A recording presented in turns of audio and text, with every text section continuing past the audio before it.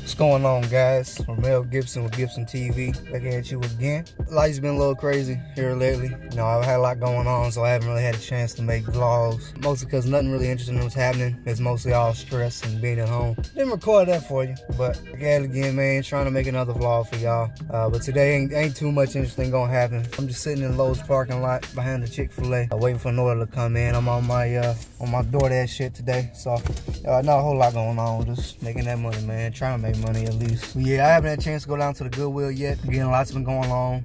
Money is not looking great. So hopefully when I get paid next week, I'll be able to go check it out and take y'all along with me. Right now, I'm just doing my DoorDash shit, man. Trying to make some money. You know, on a side note, I've been thinking about it. I didn't know if I wanted to advertise it on here or not. But it is something that I love to do on my downtime. And even though during my downtime, I should be figuring out my new plan, my next move on my entrepreneurial journey. But, you know, I'm going to be honest. I like gaming, man. I like gaming. I like playing games when I have downtime. It relaxes me. You know, it makes things a little less worse for me. Yeah, if you like it, man, follow CptSnoogans on YouTube. I'll link it in the description and on the video. But yeah, I stream as well. I like to become a streamer, of course, but I don't know if I have the skill level for that, man. Like, I have all the ins and outs down as far as how to actually the stream overlays and things like that. And I don't have a video set up yet because I really don't have a good PC setup. I play on PC. So until I really get a good setup for gaming, I'm really not gonna get a perfect setup for streaming. But I do have audio that sometimes I'll speak, sometimes I don't, man. But yeah, I would love if you follow me on there too if you're in the game, and if not, then please don't follow me, because I want it to be something you're interested in, not just because I'm telling you to. Yeah, man, I have plans for this channel. I've been thinking about a lot recently, and it's just all about executing it, putting it into effect. But definitely soon, and when the money's right and the time's right, I'm gonna go down to Goodwill. I'm gonna start looking for flips. I'm gonna try to take y'all along with me so you can see you know, what I'm looking for, things like that. But again, if for some reason I'm not able to do that, I'll definitely show you the things that I do get, and I'll show you why I got them, how I'm listing them, where I'm listing them, what the price is that I'm listing them for. And then, of course, I'll give you updates if they sell, if they don't sell after, you know, a couple weeks, maybe, something like that. Yeah, recently, man, I posted something on eBay, just some shit I had laying around. Didn't sell anything, but I also didn't really have much to really offer.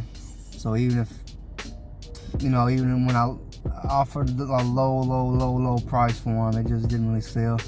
But I found out eBay still charges you even when you don't sell something. So that was interesting. They're gonna be charging me $4 here soon. I wasn't expecting that. I really can't really afford that. So hopefully it's the only charge. I went ahead and took everything down just so they wouldn't charge me again. I'm hoping that does it. Yeah, I can't afford surprise automatic payments coming out of my account right now. I don't have the money for it. I have $4, but I'm just afraid next time it'll be more than $4, and I can't afford $10, $15, $20 just coming out of my account out of nowhere. You know, I can't prepare for that. Yeah, I'm thinking about honestly just straying away from eBay. It's a good resource, but with all the fees, it almost makes it not worth it in a way. I'll probably focus more on Facebook Marketplace and Craigslist, because a lot of people in my area specifically use both of those resources to buy and sell things. So I'll probably use Facebook Marketplace more than anything, you know, just keep it local, because people will still buy, but it may take a little longer depending on what I'm selling. You know, certain things that may not be selling too great on Facebook Marketplace, things like that, I probably will still put on eBay and things like that. If I put it on Marketplace on Facebook, I may run a sponsored ad, and I'll just ship it to them if they're comfortable with that, which most people aren't, because it's not an official website you're going through. It's, you know, a private transaction, and I understand because there's a lot of scams going on, man. But one of the advantages I think I have when it comes to running ads and things like that on Facebook and Instagram Because a lot of people really preach about the effectiveness of Facebook and Instagram ads nowadays, and I wholeheartedly agree. Now, I haven't had all my ads be successful because they never will be. I don't care who you are. I don't care how much experience you have in marketing. They're not every single ad you ever run is going to be successful. It's not going to kill it, okay? So that's one thing too. If you're running ads, man, just try your best to get your targeting right, get the right demographics. You got to be able to put money into it, man. You can get a lot of engagements and even conversions with, a little money. By a little money, I mean, $5, 10, 15, 20 bucks. You can get some pretty good results just from, just a little bit of money. So you don't have to stress about that too much. You don't have to spend thousands and thousands and thousands of dollars to actually get results from your ads. While it will help greatly if you actually get good demographics and you get the right targeting, because if not, then you'll be spending thousands of dollars basically for nothing. You're basically throwing it away because the money's actually getting put to good use. When it comes to Facebook and Instagram ads, I have experience running those type of ads. I've been doing it for a few years now, mostly for music, and I've done it for a drop shipping business that I was trying to start up. I never actually kept up with, because drop shipping is honestly a weird business model I don't really like messing with. As far as the way that I was doing it, the AliExpress thing, I think that's played out, man.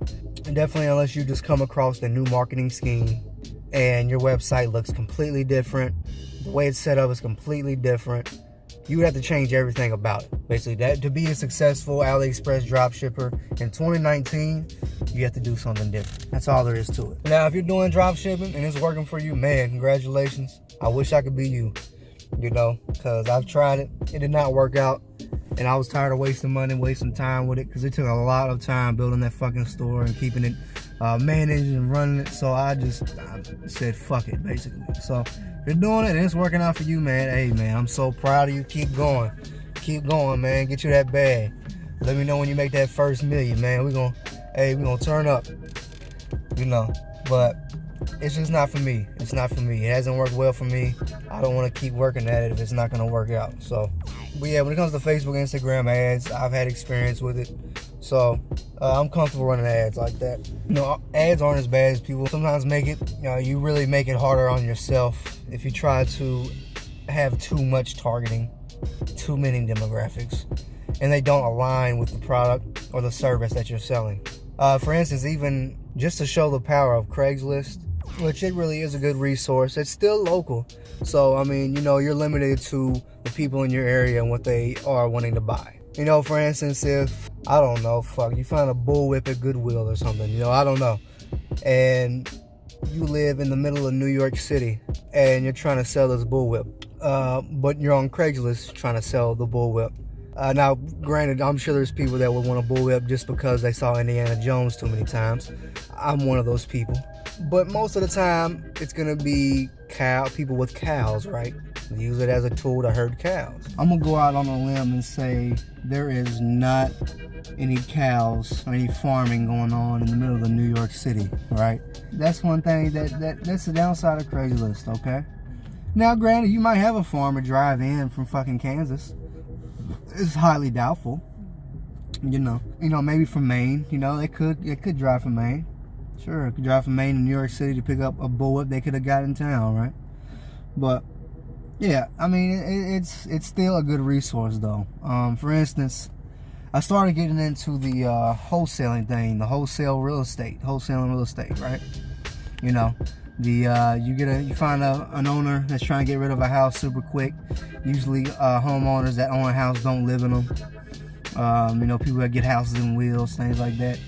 And you get a contract with them for a low price. So let's say $20,000, $40,000, depending on the condition of the house. It's usually not in good condition. And then you find a buyer, which is either somebody looking to move in, or it's another investor. So, if you're selling to a flipper, that's usually what it is. It's a flipper. They buy houses and fix them up and resell them again. But basically, you take that $40,000, $20,000 contract, whichever, and let's say you take the $20,000 contract and you sell it to the buyer for $60,000. Well, add it up, $20,000, $60,000. You got, that's $40,000 in profit. Yeah. So it's a good business model. It is. It really is. You can make a lot of money doing it. My problem is the contracts.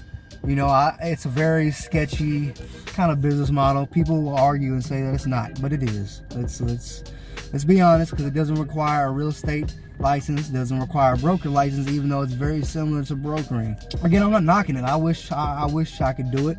You know, I started doing it, but I kind of chickened out of it a little bit because I just didn't understand the legality of it. Okay, once you start dealing with contracts, trying to figure out what's legal in my state and what's not. I'm in Indiana, by the way. And trying to figure out what to put in the contract, what not to put in the contract. Trying to figure out where you can go where they'll actually accept you. So the right title companies, title agencies that will actually work with wholesalers. Because not every single agency will work with wholesalers. I've contacted them. They said they do not work with wholesalers. So you have to keep that in mind too. So there's just a lot in the bucket that I was just too afraid to really dig in and try to grab, right? But again, it's a great business model. I may look into get into it another day. But the moral of the story is I posted an advertisement on Craigslist for the business.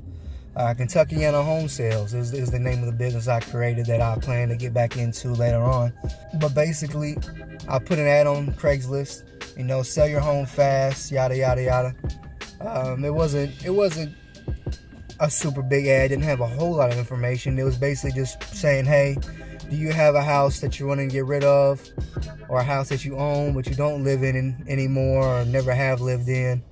You know, contact us. We'll get it sold for you quick. You know, less than 30 days, we'll get it off your hands.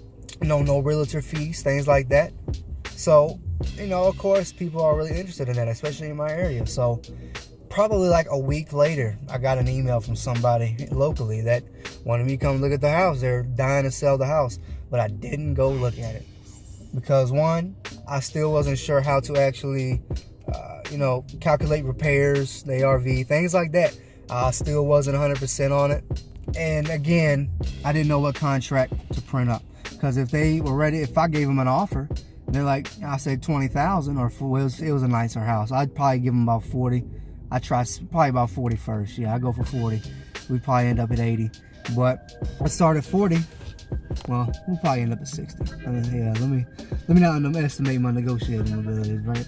But yeah, we probably start at 40, end up at 60, somewhere around there. If they took 40, they want to sign a contract. What if the contract's wrong? What if it's not exactly what it has to be? And it fucks up the deal because they don't want to mess with me anymore because I fucked up. Right? They don't want to do business because I fucked it up, so they don't trust me now. So that's the only thing that's really preventing me, because I'm a cautious guy, which is really a bad thing, I think, for an entrepreneur, because sometimes you have to just take the risk. You just have to fucking go for it, you know? But I don't know if I'm capable of it, you know? Because I've been this way my whole life, you know? But again, it's a great business model if I could just understand the legality of it, and I can truly stand behind it. But right now, there's just not enough information. There's not really a state certified class I can take.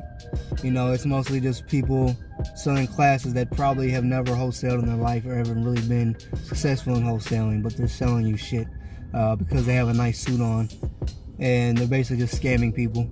You know, you pay $1,000 for a class, it's most likely going to be a bunch of bullshit. So, you know, it's really hard to get into it and really have a 100% trust in the business model. So that's the reason I haven't really pursued it. But, you know, I don't know what the future holds, man. I might end up figuring it all out. I might get back into it. I might say fuck it and risk going to prison or getting sued and fucking go for it, you know? Sometimes you gotta take those risks. But right now, man, I'm just looking to get into the flipping to get my money up, to really make things better for myself. And then once I get in a good spot, then I'll start pursuing other business ventures. But yeah, that's all I really got to say, man. Waiting on an order here, so it should be any moment before I have to start driving again. So yeah, I'm gonna try my best, okay, my absolute best to keep giving y'all content you know, every single day. But man, it's been rough right now, man. So bear with me. But definitely like, comment, and subscribe. I truly appreciate any support that I get, and I really hope that I can provide you all a value of some kind. If anything, I hope I can provide you entertainment. But yeah, like, comment, and subscribe. I really appreciate it. Follow me on Twitter at Gibson Grindhard, and on Instagram at Gibson.tv. I post a lot of content there when I'm not on YouTube. But yeah, other than that, man, stay up, stay on the grind, man. Gibson TV. See you on the flip side, man. Niggas say she wanna kill me, put a knife to my neck, bring her left me.